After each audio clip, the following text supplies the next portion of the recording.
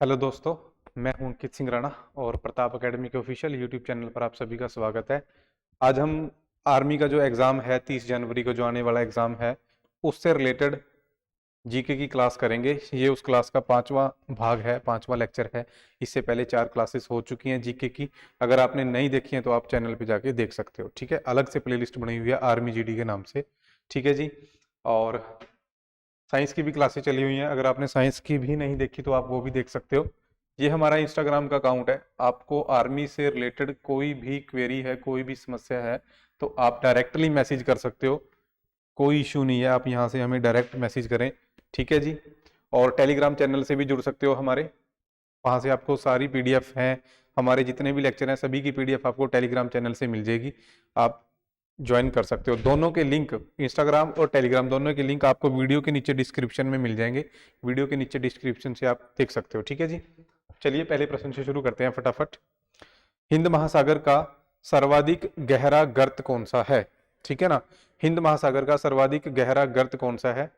ये 4 ऑप्शन आपके पास है, मरियाना गर्त, सुंडा गर्त, बाली गर्त या माली गर्त, ठीक है जी। ये 4 ऑप्शन आपके पास हैं। सबसे पहला क्वेश्चन तो यही है कि गर्त होता क्या है। तो गर्त को हम इंग्लिश में बोलते हैं ट्रेंच। ट्रेंच इसको बोला जाता है। समुद्र के बीच में जो खाई होती है, ठीक है ना, समुद्र के जो समुद्र का जो फ्लोर है, ठीक है ना, तल है जो सा, वहां पे जो खाई होएगी उसी को हम ट्रेंच या गर्त बोलते हैं। तो अपना जो हिंद महासागर है, इंडियन ओशियन है, उसका सबसे बड़ा गर्त कौन सा है, यही आपने बताना है। ये 4 ऑप्शन आपके पास है, ठीक है ना। और इसका सही आंसर है सुंडा गर्त, ठीक है ना। जो सुंडा गर्त है, सुंडा ट्रेंच, इसको जावा ट्रेंच भी बोला जाता है, ये भी आपने याद रखना है। जावा इंडोनेशिया के पास है ये, ठीक है ना, सुंडा गर्त या जावा गर्त। तो अपने इंडियन ओशियन का सबसे बड़ा गर्त कौन सा है? सुंडा गर्त। और अगर आपसे पूरी दुनिया का सबसे बड़ा गर्त पूछा जाए, पूरी दुनिया का सबसे बड़ा गर्त, पूरी दुनिया का सबसे बड़ा ट्रेंच, तो वो होएगा मेरियाना ट्रेंच। मेरियाना ट्रेंच ये पूरी दुनिया का सबसे बड़ा ट्रेंच है। ये आपको मिलेगा प्रशांत महासागर में, यानी पैसिफिक ओशियन में, ठीक है जी। नेक्स्ट, सबसे बड़ी प्रवाल भित्ति का क्या नाम है? ठीक है ना, सबसे बड़ी प्रवाल भित्ति का क्या नाम है, ये आपका प्रश्न है। ये 4 ऑप्शन आपके पास हैं, लक्षद्वीप, मालदीव, निकोबार रीफ या ग्रेट बैरियर रीफ, ठीक है। ये 4 ऑप्शन आपके पास हैं। तो सबसे पहली बात तो यही है कि प्रवाल भित्ति होती क्या है, ठीक है ना। प्रवाल भित्ति, इसको इंग्लिश में हम कोरल रीफ भी बोलते हैं, कोरल रीफ, ठीक है ना। समुद्र के अंदर जो साफ पानी होता है वहां पे एक अलग ही प्रकार के पेड़ पौधे ग्रो हो जाते हैं, ठीक है ना। तो आप उसको क्या बोल सकते हो? प्रवाल भित्ति बोल सकते हो, कोरल रीफ बोल सकते हो, ठीक है ना। तो ये पूरी दुनिया की जो सबसे बड़ी प्रवाल भित्ति या कोरल रीफ है वो है ग्रेट बैरियर रीफ। कौन सी है? ग्रेट बैरियर रीफ है। और ये आपको कहाँ मिलेगी? ये आपको मिलेगी ऑस्ट्रेलिया में, ठीक है ना। ये आपने याद रखना है, ये आपको कहाँ मिलेगी? ऑस्ट्रेलिया में मिलेगी। और समुद्र कौन सा है? समुद्र है प्रशांत महासागर, ठीक है ना। प्रशांत महासागर समुद्र है। नेक्स्ट प्रश्न आपका, सामान्यतः डेल्टा की आकृति कैसी होती है? तो आमतौर पर जो डेल्टा होता है उसकी आकृति कैसी होती है, ये आपने बताना है। ये 4 ऑप्शन आपके पास है, गोलाकार, त्रिभुजाकार, चतुर्थ या फिर कोई भी नहीं, ठीक है ना। तो डेल्टा होता क्या है, ठीक है ना। डेल्टा होता है जब कोई भी रिवर, कोई भी नदी, ठीक है ना, ये कोई रिवर होगी, ठीक है ना, यहाँ पे ये सारा क्या हो गया? समुद्र हो गया, ठीक है ना, ओशियन आपका। तो कोई भी रिवर अगर समुद्र में जाकर गिरती है तो वो किनारे पे क्या ऐसे फैल जाती है जाके, ठीक है ना, ऐसे, क्योंकि उसके साथ काफी गाद या मलबा होता है, ठीक है ना। तो वो सारा मलबा ऐसे बिछा देती है समुद्र के किनारे। और जो जो नदी का आप बोल सकते हो माउथ होता है ना, मुंह होता है, वो फैल जाता है, ठीक है। तो ये जो आकृति बनी है ये कैसी आकृति है? त्रिभुजाकार है ना। ये देखो, ये कैसी आकृति बनी है? त्रिभुजाकार। इसी को हम डेल्टा बोलते हैं, ठीक है ना। ये सारा का सारा क्या है? ये सारा डेल्टा है और इसकी आकृति कैसी है? त्रिभुजाकार, ठीक है जी। क्लियर है। नेक्स्ट, ग्रीनविच कहाँ है? ठीक है ना।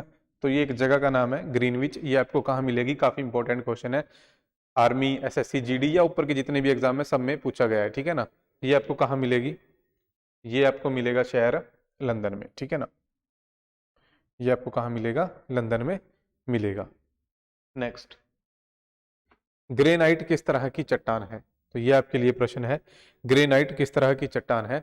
ये चार ऑप्शन आपके पास है, अगन्य, अवसादी, कायांतरित या उपरोक्त सभी। ठीक है, तो ग्रेनाइट आपको मिलेगी अगन्य तरह की चट्टान। ठीक है ना, तो ग्रेनाइट कौन सी चट्टान है? अगन्य चट्टान।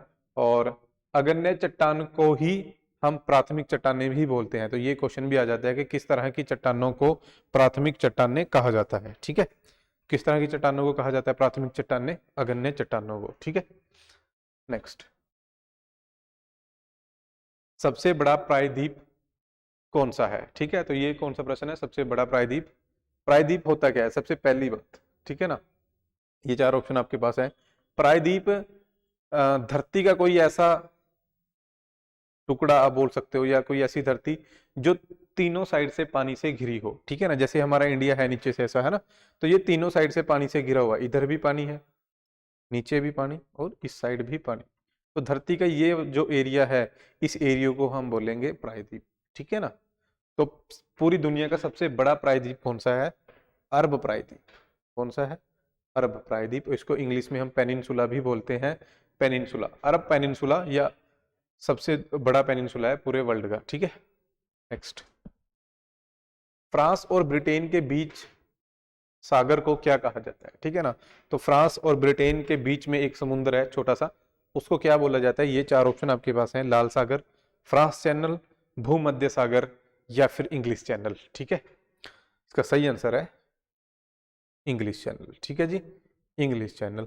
और आपके लिए एक प्रश्न है, ठीक है ना, अगर आपको पता है तो आपने कमेंट करके बताना है कि इंग्लिश चैनल को तैरकर पार करने वाली पहली भारतीय महिला कौन थी? ठीक है, इंग्लिश चैनल को तैरकर पार करने वाली पहली भारतीय महिला का नाम आपने कमेंट करके बताना है। Next, city of golden gate ये किस शहर को कहा जाता है? ठीक है ना, सिटी ऑफ गोल्डन गेट आपने बताना है किसे कहा जाता है। ये चार ऑप्शन आपके पास है, मुंबई, पेरिस, वाशिंगटन डीसी, या फिर सैन फ्रांसिस्को। इसका सही आंसर है डी, सैन फ्रांसिस्को। ठीक है जी, नेक्स्ट, किस देश में एक भी ज्वालामुखी नहीं है? ठीक है जी, ये आपके लिए प्रश्न है, किस देश में एक भी ज्वालामुखी नहीं है। ये चार ऑप्शन आपके पास है, भारत, जापान, चिली और ऑस्ट्रेलिया। और इसका सही आंसर क्या है? D, Australia. ठीक है, नेक्स्ट, सात पर्वतों का नगर किसे कहा जाता है? ठीक है, ये आपके लिए प्रश्न है, सात पर्वतों का नगर किसे कहा जाता है। ये चार ऑप्शन आपके पास है, ओटावा, एथेंस, रोम, या फिर मुंबई। इसका सही आंसर क्या है? रोम। इसका सही आंसर है रोम। और रोम कहाँ पे है? रोम है यूरोप में। ठीक है ना, नेक्स्ट, चंदन के वृक्ष कहाँ मिलते हैं? तो चंदन के पेड़ आपने बताने हैं, चंदन के पेड़ आपको कहाँ मिलेंगे। ये चार ऑप्शन आपके पास हैं, पंजाब, असम, कर्नाटक, या फिर केरल। और इसका सही आंसर क्या है? इसका आंसर है कर्नाटक। ठीक है, इसका सही आंसर क्या है? कर्नाटक। नेक्स्ट, भारत का सबसे छोटा जिला कौन सा है? काफी इंपॉर्टेंट क्वेश्चन है। भारत का सबसे छोटा जिला कौन सा है? ये चार ऑप्शन आपके पास हैं, ले, माहे, बलिया, या फिर मोहाली। ठीक है, तो इसका सही आंसर क्या है? माहे। तो ये जो जिला है, ये भारत का सबसे छोटा जिला है, माहे। और माहे कहाँ पे मिलेगा आपको? माहे मिलेगा पुडुचेरी में। ठीक है ना, पुडुचेरी हमारा एक केंद्र शासित प्रदेश है, वहां पे आपको मिलेगा माहे जिला। और भारत का सबसे बड़ा जिला कौन सा है? ये तो सबसे छोटा था ना, सबसे बड़ा जिला कौन सा है? तो वो है कच्छ जिला। और कच्छ कहाँ पे है? गुजरात। ठीक है, नेक्स्ट, सहरिया जनजाति किस राज्य में पाई जाती? ठीक है, तो ये एक आदिवासी जनजाति है। ठीक है ना, ये आपने बताना है ये कहाँ मिलेगी सहरिया। ये चार ऑप्शन नीचे आपके पास हैं, हिमाचल, उत्तराखंड, राजस्थान, या फिर तमिलनाडु। ठीक है, तो जनजाति के ऊपर वैसे आर्मी जीडी में क्वेश्चन कम ही आते हैं, पर पिछले साल एक एग्जाम हुआ था, उसमें एक स्पेशल जनजाति के ऊपर क्वेश्चन आया हुआ था, तो इसलिए इंपॉर्टेंट हो जाता है कि आप जनजाति से रिलेटेड जितने भी क्वेश्चन है वो सारे याद करके चलो। ठीक है ना, तो इसका सही आंसर है राजस्थान। ठीक है ना, ओके, नेक्स्ट, अरब सागर में गिरने वाली देश की सबसे बड़ी नदी कौन सी है? ठीक है जी, ये चार ऑप्शन आपके पास हैं, माही, साबरमती, तापी, या नर्मदा। ठीक है जी, तो अरब सागर आपको पता होना चाहिए किस साइड है भारत के। तो जैसे ये गुजरात हो गया, ठीक है ना, ये इंडिया।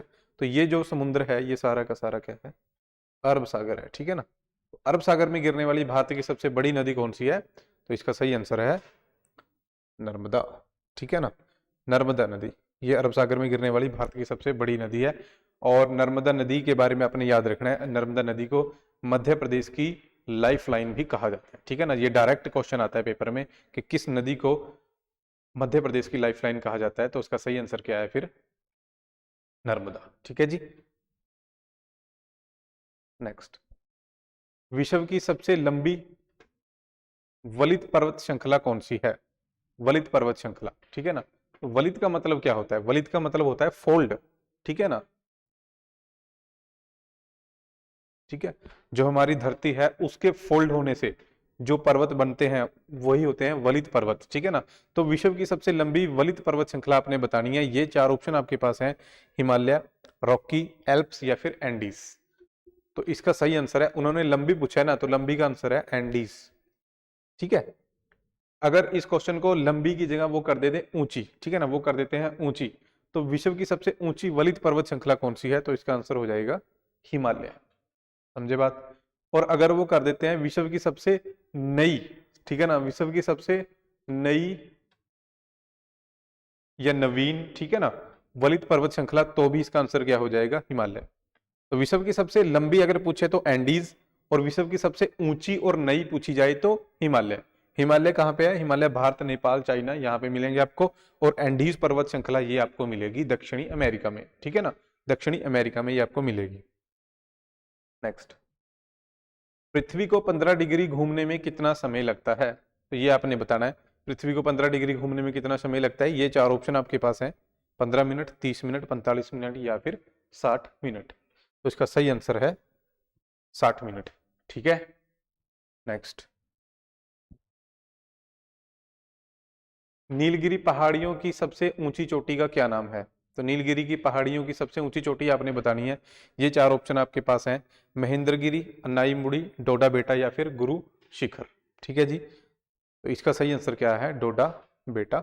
और ये आपको कहाँ मिलेगी डोडा बेटा, ये आपको मिलेगी केरल में, ठीक है, केरल में आपको मिलेगी डोडा बेटा, ठीक है जी। नेक्स्ट, भारत में सबसे पहले मानसून कहाँ पहुंचती है, ठीक है ना। तो मानसून आपने बताना है भारत में सबसे पहले कहाँ पहुंचती है। ये चार ऑप्शन आपके पास हैं, गोवा, कर्नाटक, केरल या फिर तमिलनाडु, ठीक है जी। तो इसका सही आंसर क्या है, इसका सही आंसर है केरल। तो भारत में सबसे पहले मानसून कहाँ पे आता है, केरल में आता है, ठीक है ना। नेक्स्ट, इलायची की पहाड़ियां किस राज्य में हैं, इलायची की पहाड़ियां, ठीक है ना। तो इलायची की पहाड़ियां, ये चार ऑप्शन आपके पास हैं, असम, तमिलनाडु, हिमाचल या फिर केरल। और इसका सही आंसर क्या है, केरल। केरल तो प्रसिद्ध ही मसालों के लिए, ठीक है ना। भारत में सबसे ज्यादा मसाले कहाँ पे होते हैं, केरल में, ठीक है ना। तो इलायची भी मसालों का ही एक पार्ट है। नेक्स्ट, नेफा, NEFA के नाम से किस राज्य को जाना जाता था, तो ये आपने बताना है कि भारत के किस राज्य का नाम पहले क्या था, नेफा था, NEFA, ठीक है जी। तो ये चार ऑप्शन आपके पास हैं, पंजाब, केरल, उत्तर प्रदेश या फिर अरुणाचल प्रदेश। और इसका सही आंसर क्या है, आंसर इसका डी है, Arunachal Pradesh, okay. Next, home rule आंदोलन किस वर्ष हुआ था, तो होम रूल आंदोलन आपने बताना है किस वर्ष हुआ था। ये चार ऑप्शन आपके पास हैं, 1906, 1916, 1919 या फिर 1920। और इसका सही आंसर क्या है, इसका आंसर है 1916, ठीक है जी। होम रूल आंदोलन किसने शुरू किया था, तो होम रूल आंदोलन शुरू किया था बाल गंगाधर तिलक ने, बाल गंगाधर, ठीक है जी, बाल गंगाधर तिलक ने शुरू किया था। और अगर वुमेन पूछी जाए किस औरत ने शुरू किया था, तो उसका आंसर है एनी बेसेंट, ठीक है ना। एनी बेसेंट और बाल गंगाधर तिलक दोनों ने शुरू किया था, और पहले बाल गंगाधर तिलक ने शुरू किया। नेक्स्ट, मुस्लिम लीग का संस्थापक कौन था, तो मुस्लिम लीग एक पार्टी थी जो 1906 में बनी थी, ठीक है ना। किसने बनाई थी वो आपको बताना है, संस्थापक फाउंडर कौन था। ये चार ऑप्शन आपके पास हैं, मोहम्मद अली जिन्ना, आगा खान, नवाब सलीमुल्ला, मोहम्मद इकबाल, ठीक है जी। तो इसका सही आंसर क्या है, नवाब सलीमुल्ला। नवाब सलीमुल्ला ने मुस्लिम लीग पार्टी बनाई थी। और नवाब सलीमुल्ला कहाँ के नवाब थे, ये क्वेश्चन भी बनता है। तो नवाब सलीमुल्ला ढाका के नवाब थे, ढाका, ठीक है ना, ढाका के नवाब थे। और ये ढाका है कहाँ पे, ये आपने मेरे को कमेंट करके बताना है कि वर्तमान में जो ये ढाका शहर है ये कहाँ मिलेगा, ठीक है। नेक्स्ट, भारत के कितने केंद्र शासित प्रदेशों को समुद्री तटरेखा लगती है, ठीक है ना, काफी टफ क्वेश्चन है। ये आपने बताना है कि कितने कितने केंद्र शासित प्रदेश हैं जिनको समुद्री तटरेखा लगती है। तो इसका सही आंसर क्या हो जाएगा, इसका आंसर हो जाएगा 4, ठीक है जी। 4 हमारे केंद्र शासित प्रदेश ऐसे हैं जिन्हें समुद्री तटरेखा लगती है, ठीक है। और टोटल कितने केंद्र शासित प्रदेश हैं ये भी आपने कमेंट करके बताना है कि टोटल कितने केंद्र शासित प्रदेश हैं भारत में। नेक्स्ट, दमदम हवाई अड्डा ये आपको किस राज्य में मिलेगा, ठीक है ना, दमदम हवाई अड्डा आपने बताना है किस राज्य में मिलेगा। ये 4 ऑप्शन आपके पास हैं, पंजाब, ओडिशा, पश्चिम बंगाल या फिर केरल, ठीक है ना। तो इसका सही आंसर क्या है, इसका सही आंसर है पश्चिम बंगाल, ठीक है ना। पश्चिम बंगाल में आपको मिलेगा दमदम हवाई अड्डा, ठीक है ना। हवाई अड्डे भी जितने हैं आपने सारे याद रखने हैं, मेन मेन, ठीक है ना। अप्रोक्स 25 के आसपास हवाई अड्डे हैं जो आपके एग्जाम के लिए इंपॉर्टेंट है, वो आपने सभी याद रखने हैं। नेक्स्ट, डाइट किस देश की संसद का नाम है, ठीक है ना। तो आपने ये बताना है कि किस देश की संसद को हम डाइट के नाम से जानते हैं। ये 4 ऑप्शन आपके पास हैं, चीन, रूस, इजराइल या फिर जापान, ठीक है ना। तो इसका सही आंसर क्या है, जापान, ठीक है जी। तो जापान की संसद को क्या कहा जाता है, डाइट कहा जाता है, ठीक है। तो ये 25 क्वेश्चन थे। इसके अलावा ये हमारी आर्मी जीडी के लिए स्पेशल एक बुक है, अगर आपने मंगवानी है ये बुक तो आप हमें इंस्टाग्राम पे मैसेज कर सकते हैं। इसमें आपको हर एक क्वेश्चन और जितने भी प्रीवियस ईयर पेपर थे वो सारे इसमें आपको मिल जाएंगे, ठीक है जी। Thank you.